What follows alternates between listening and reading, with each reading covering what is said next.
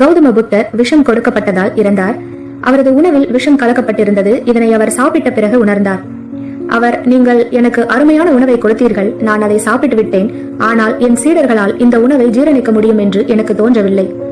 நான் சாப்பிட்டதுடன் உங்கள் விருந்தோம்பலில் நீங்கள் திருப்தி அடைய வேண்டும். என் மக்களுக்கு அந்த உணவை அளிக்க வேண்டாம்.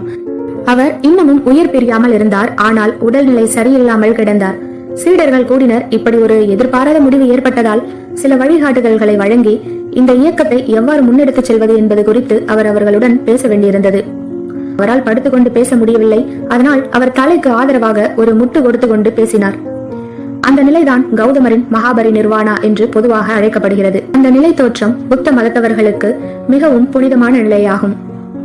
புத்தர் படுத்த நிலையில் இருக்கும் உருவச் சிலைகள் பல உள்ளன. ஏனெனில் இந்த இயக்கம் எப்படி செல்ல வேண்டும் என்ற அடிப்படையான வழிகாட்டுதலை கடைசி செய்தியாக அந்த நேரத்தில் அவர் கொடுத்திருந்தார்.